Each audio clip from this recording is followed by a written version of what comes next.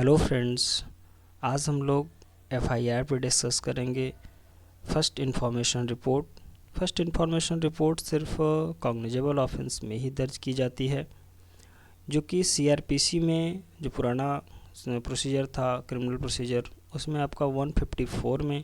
Section 154 में दर्ज होती थी। अब बीएनएसएस में 173 में की जाएगी। कॉग्निजेबल ऑफेंस मैंने डिफाइन कर रखा है अपने लास्ट वीडियोज़ में, आप देखेंगे तो मेरे चैनल में पड़े हैं प्लेलिस्ट में, आप चाहें तो उसे देख सकते हैं। कॉग्निजेबल ऑफेंस ऐसे ऑफेंस होते हैं, कॉग्निजेबल ऑफेंस मीन्स संज्ञेय अपराध, ऐसे अपराध होते हैं जिसमें एक पुलिस ऑफिसर को पावर मिलती है इस अपराध में कि अगर ऐसा अपराध हुआ है तो वो आप क्या करेगी, जो अपराधी है उसको बिना वारंट के अरेस्ट कर सकती है और जो भी ऑफेंस है उसका इन्वेस्टिगेशन स्टार्ट कर सकती है विदाउट वारंट। तो आइए हम लोग देखते हैं information in cognizable cases. First clause में देखिए क्या दे रखा है कि जो भी इंफॉर्मेशन होगी commission of an cognizable offence orally दी जा सकती है और इलेक्ट्रॉनिक कम्युनिकेशन, ओरल भी आप जाके देख सकते हैं या फिर इलेक्ट्रॉनिक कम्युनिकेशन के माध्यम से भी दी जा सकती है। और ये देंगे आप किसको? Officer in charge of police station को ही देना पड़ेगा। यहाँ एक बात नई जुड़ी हुई है, पहले हम लोग जो सीआरपीसी पढ़ते थे उसमें ऐसी कुछ नहीं था। इसमें एक बात लिखी, irrespective of the area where the offence is committed.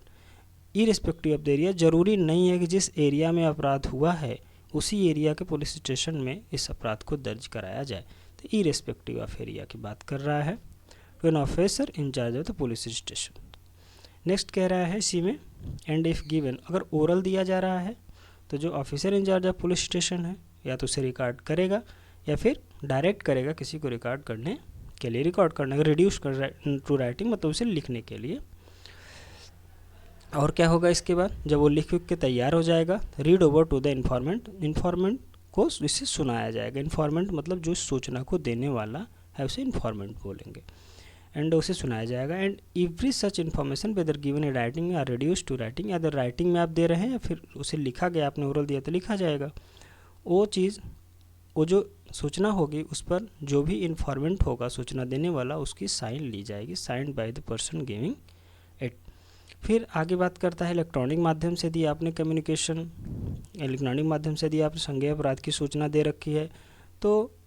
आपको 3 दिन के अंदर, signed with in 3 days by the person giving it, जो इन सूचना को देने वाला है उसे 3 दिन के अंदर उस पर साइन करना पड़ेगा। फिर इसमें विशेष कोई बात नहीं कि आप ऐसा कर लेंगे तो पुलिस ऑफिसर जो भी गवर्नमेंट के द्वारा रूल्स प्रेस्क्राइब किए गए, जो भी बुक होगी उसमें अपना वो लिख लेंगे, दर्ज कर लेंगे। फिर आगे एक देखिए प्रोविजो दिया है, प्रोविजो कह दिया है कि if the information is given by a woman against हुम एन ऑफेंस अंडर सेक्शन इतना इतना इतना, ये सारे सेक्शन रेप के ज़्यादातर हैं पूरे, इन सब में यदि कोई ऑफेंस होता है, कोई अपराध होता है, तो इस अपराध का रिकॉर्ड वुमेन पुलिस ऑफिसर करेगी या फिर वुमेन ऑफिसर करेगी। नेक्स्ट इसमें भी एक प्रोविजो के अंदर भी एक प्रोविजो है, provided further that same offence है पर्सन अगेंस्ट ह्यूमन ऑफेंस, यदि इसमें भी टेम्परेरीली और परमानेंटली मेंटली और फिजिकली डिसेबल पर्सन है तो उसकी जो सूचना होगी उसको रिकॉर्ड करने के लिए पुलिस ऑफिसर उसके वो सूचना उसके रेजिस्टेंस पर ही रिकॉर्ड करेगी या फिर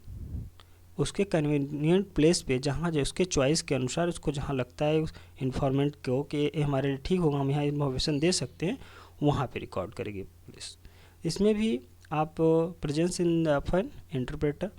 इंटरप्रेटर मतलब जो चीज़ों को व्याख्या कर सके, तो उनके लिए interpreter, presence in of an interpreter हो सकता है, और special educator as the case में भी अब केस की रिक्वायरमेंट जैसी जो रिक्वायर हो वहाँ ले सकती पुलिस ऑफिसर इसकी इन सबों की हेल्प।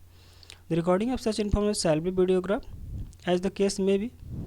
वीडियोग्राफ भी करा सकती है यदि उसे लगता है कि करानी चाहिए, आवश्यक है तो।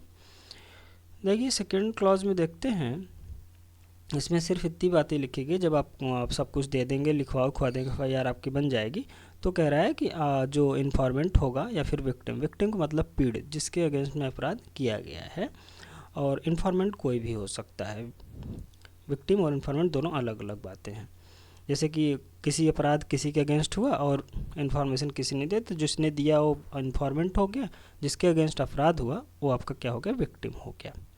A copy of the information है रिकॉर्डेड अंडर सेक्शन ना, आपको तुरंत गिवन फोर्थविथ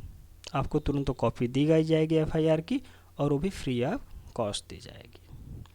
थर्ड क्लॉज में देखिए एक बात लिखी गई है, जैसे कि officer in charge of police station ने आपकी एफआईआर लिख ली, रिसीव कर ली इन्फॉर्मेशन, इसके बाद कॉग्निजेबल ऑफेंस की, इसके बाद क्या अगर वो अपराध जो है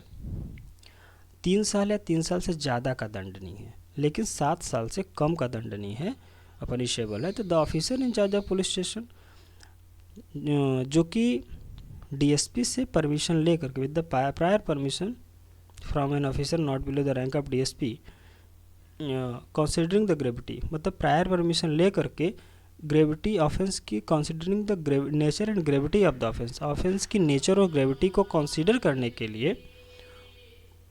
आगे कह रहा है proceed to conduct preliminary inquiry, वो प्रिलिमिनरी इंक्वायरी कंडक्ट कर सकता है टू ए सर्टेन, सुनिश्चित करने के लिए कि whether there exist a prima facie case for proceeding in the matter within a period of 14 days,